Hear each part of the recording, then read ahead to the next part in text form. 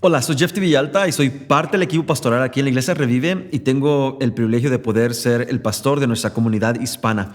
Bienvenido a esta programación y esperamos de que hasta la fecha de hoy hayamos podido ser de bendición para ustedes.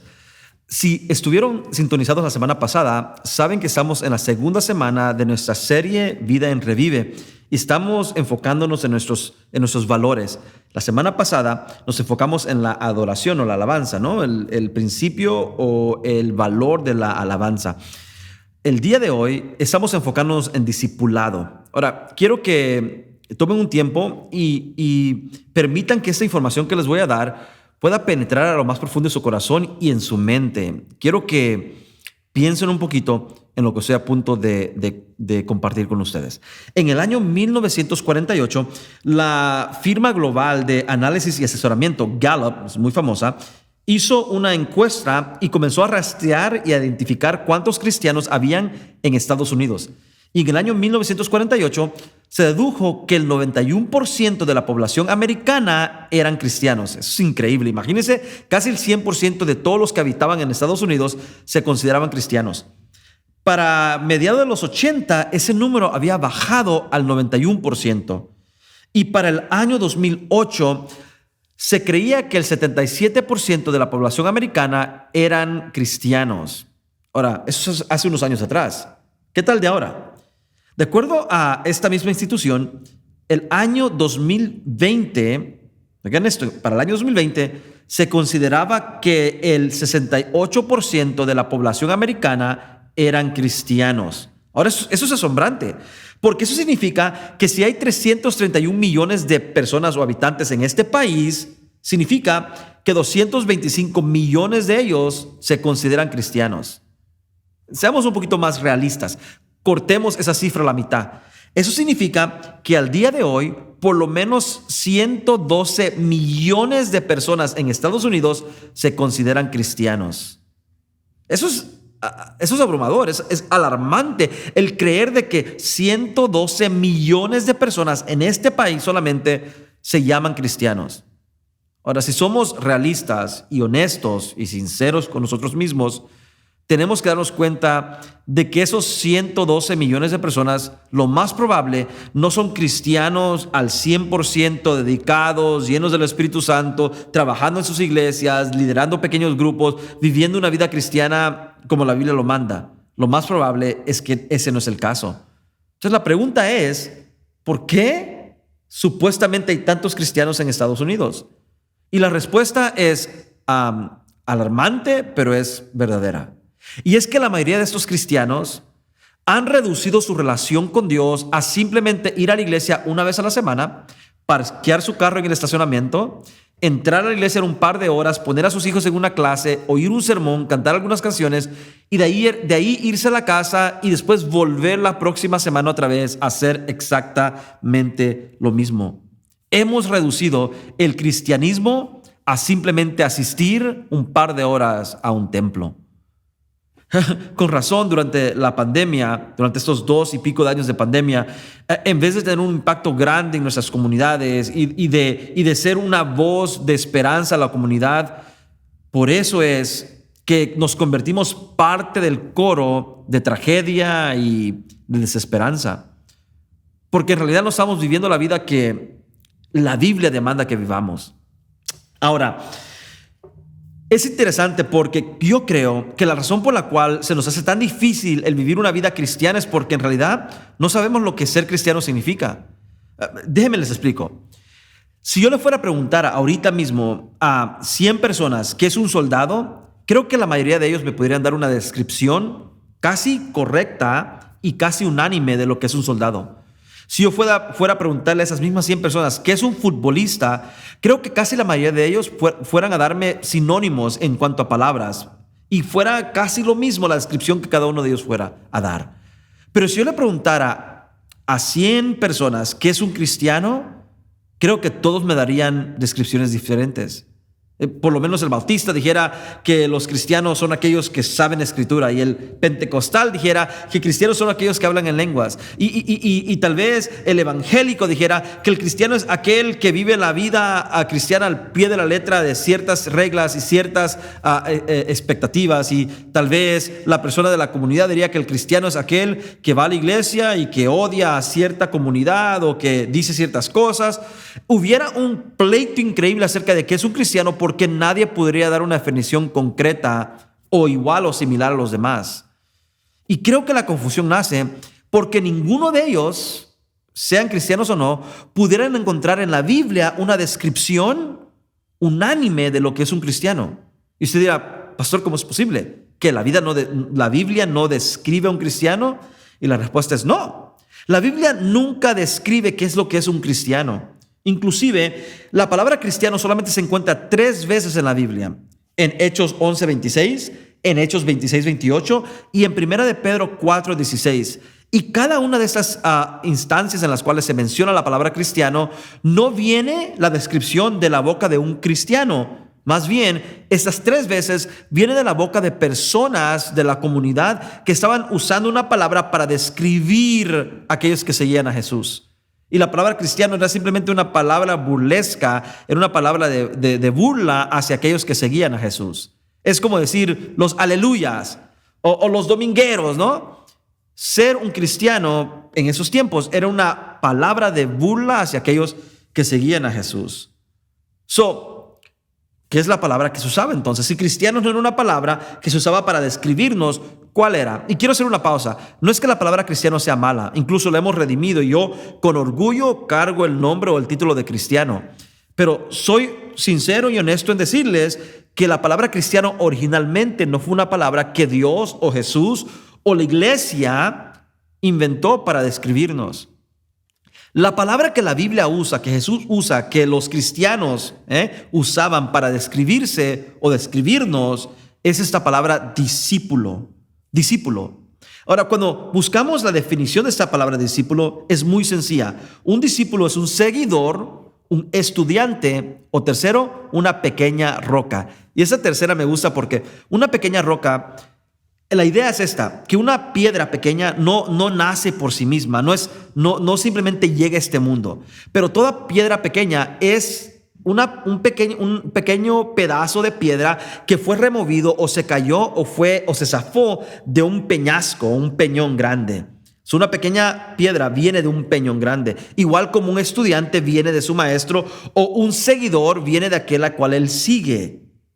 Discípulo, o en masculino o femenino, y eso lo vemos en Hechos 9:26 o Hechos 9:36, no se diferencia. Tanto un hombre como una mujer es descrito bíblicamente como un discípulo. Ahora, para aquellos que les gustan las definiciones concretas, déjenme le doy una definición de lo que es un discípulo. Un discípulo es alguien que adopta las enseñanzas y estilo de vida de su maestro. Un discípulo, vuelvo a repetirlo, un discípulo es aquel que adopta las enseñanzas y estilo de vida de su maestro. Y eso se aplica a cualquier clase de discípulo, sea un discípulo en el ambiente social, en el ambiente de negocios o en el ambiente religioso.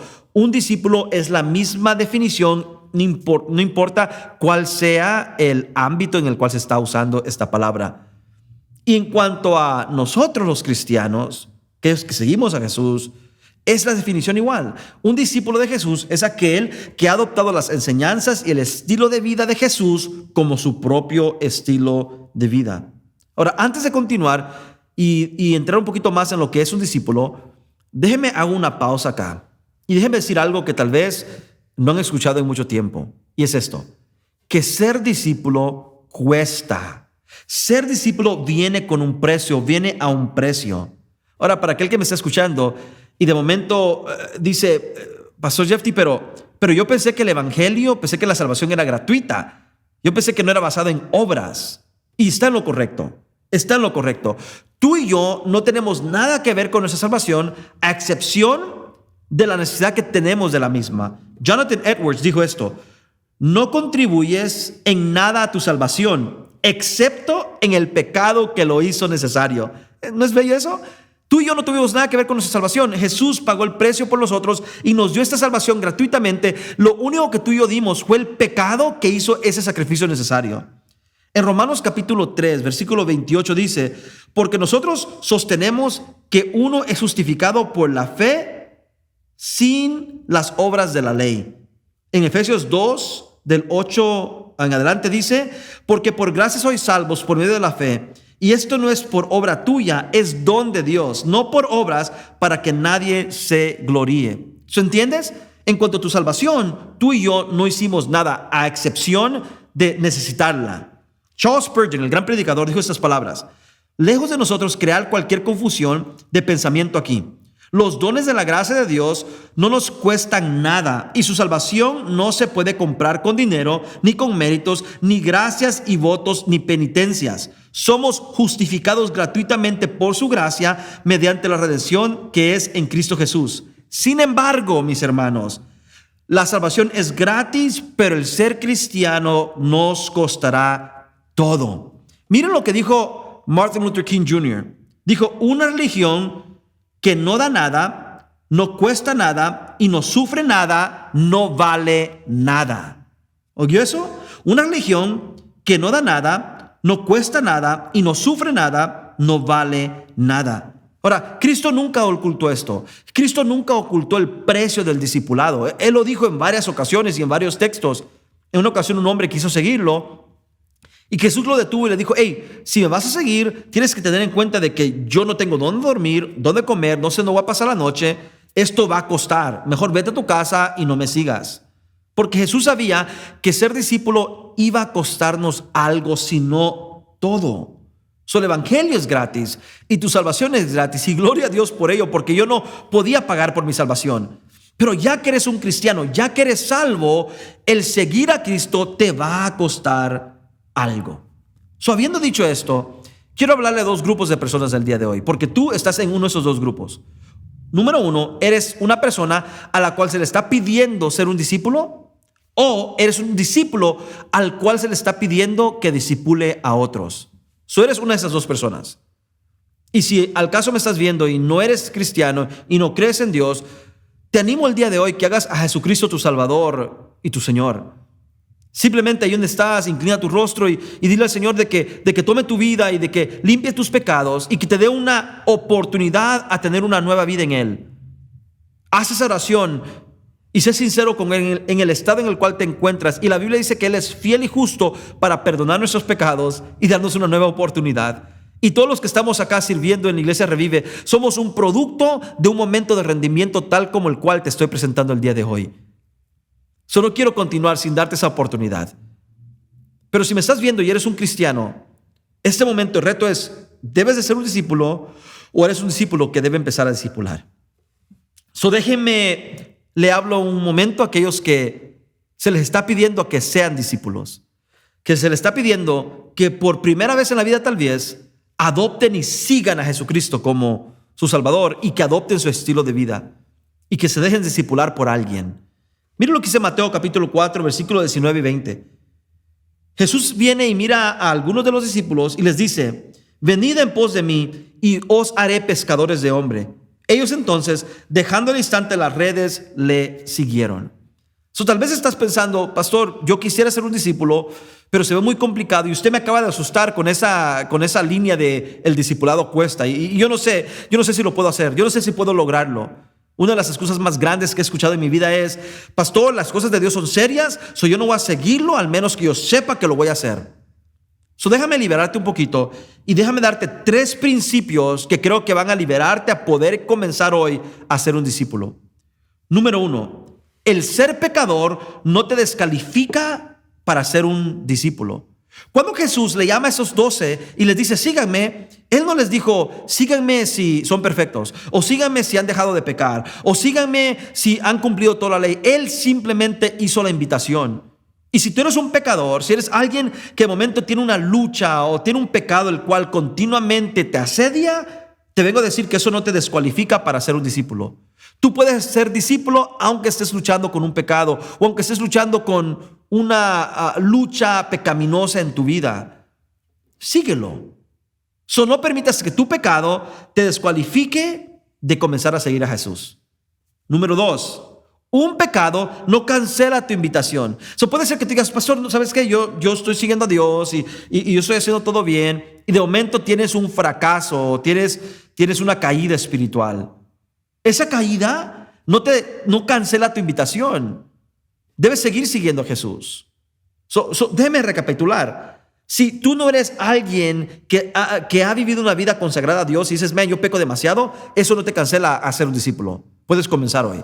Y si ya has comenzado a ser un discípulo y de momento tienes una caída, una falla, esa caída o esa falla no cancela tu invitación. Continúa hacia adelante. No te quedes a medio camino. Pero aquí va la tercera. Y la tercera es esta. Cuando Dios nos invita a seguirlo, no nos invita a seguirlo porque hemos cambiado. Él nos invita a seguirlo para que cambiemos. ¿Me entendiste? ¿Ves? Yo no vengo y comienzo a seguir a Jesús porque soy calificado o porque de momento he llegado a un estatus donde ya no hago cosas malas. No, Él dice, hey, sígueme, y mientras me sigues yo te haré pescador de hombres. Yo te transformaré en el proceso. La mayoría de nosotros no dejamos de pecar y después comenzamos a seguir a Jesús. ¿Sabes qué es lo que pasó? Seguimos a Jesús y en el proceso de seguirlo, incluso nos dimos cuenta de pecados que ni sabíamos que estábamos cometiendo. Pero mientras caminamos con Él, Él fue transformando nuestras vidas. Y voy a serte muy honesto, y no le digas eso a todo el mundo, pero hay cosas en mi vida con las cuales yo sigo luchando. Y hay cosas en mi vida a las cuales tengo que rendir a Dios continuamente. Y obviamente respeto esta oficina y respeto esta posición que Dios me ha dado. Y trato lo máximo de no fallar y de no caer y de mantenerme lejos del pecado. Pero hay cosas con las que sigo luchando y se las sigo trayendo a Dios. Y en el proceso de traérselas, veo cómo Él comienza a cambiar mi vida poco a poco. Pudieran ser adicciones, o pudieran ser pecados, o pudieran ser pensamientos. Dios te invita hoy que lo sigas a pesar de tu pecado y a pesar de tus fallas, y que lo sigas, y Él te promete que mientras tú lo sigues a Él, Él te convertirá en algo que no eras antes. ¿Les digo o les recuerdo? Tu pecado no te descalifica para ser un discípulo. Tu caída no cancela tu invitación al discipulado. Y Dios no te llama porque ya has cambiado. Dios te llama para que en el proceso puedas cambiar. Ese es mi mensaje a los discípulos. Ahora voy a hablarle a aquellos que Dios les está llamando, motivando a que sean hacedores de discípulos.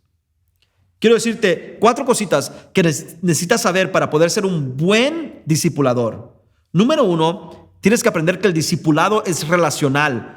El discipulado no es una clase que tomamos, el discipulado no es un texto que mandamos, el discipulado no es solamente predicar sermones en un púlpito o en un pequeño grupo. El discipulado es relacional. Lo vemos en Juan 17, 1 al 26, en Juan 15, 5 y en Juan 10 del 1 al 5. No voy a leer los versos, les pido que los lean en sus casas o en su tiempo. Pero el discipulado es relacional. Tienen que tomar el tiempo para conocer a las personas que discipulan. Usted no puede discipular a alguien al otro lado del mundo. Usted discipula a alguien con quien tiene una relación, con quien tiene contacto, con quien puede hablar y puede vivir la vida. Es relacional. Discipulado relacional significa que tanto tú ves a la vida de ellos como ellos pueden ver en tu vida. Es que tú lloras con ellos, ellos lloran contigo. Es que ellos comparten contigo y tú compartes con ellos, porque el discipulado es relacional. Número 2, el discipulado es un compromiso a largo plazo. Cuando yo discipulo a alguien, no lo discipulo por 1 mes o 2 meses, yo lo discipulo por un buen tiempo.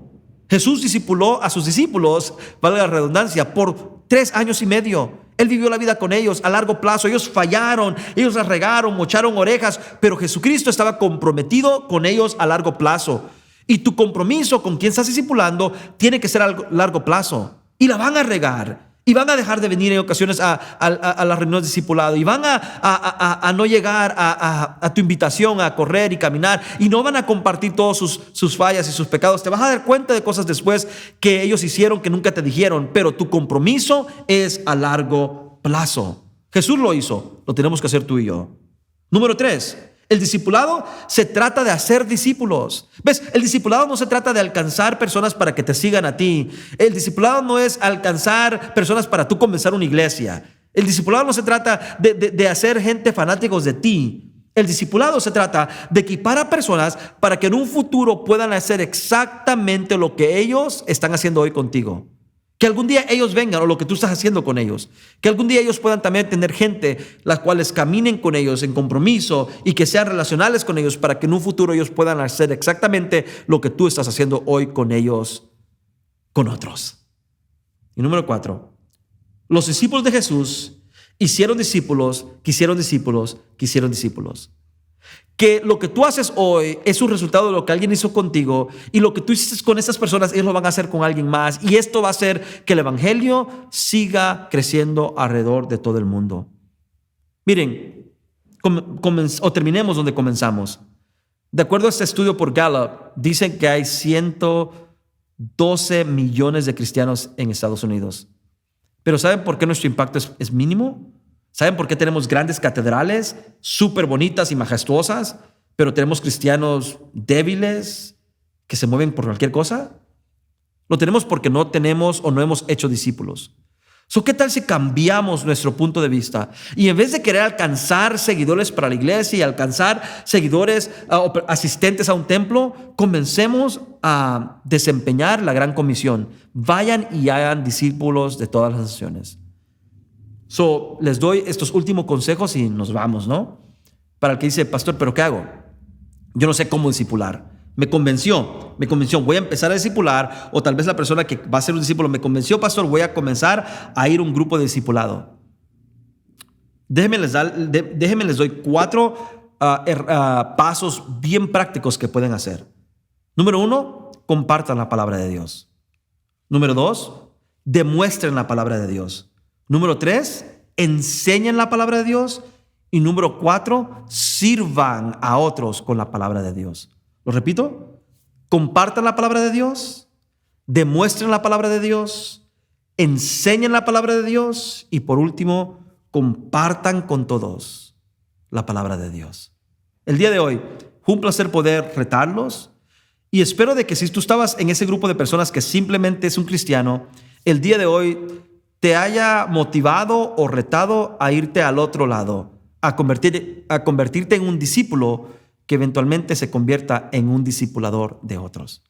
Hermanos, la próxima semana estaremos entrando al tercer valor de nuestra congregación. No se lo van a querer perder, ¿eh? Si tienen un tiempo, vayan y vean este sermón otra vez y vean el sermón de la primera semana y engranen en sus corazones lo que hoy han aprendido.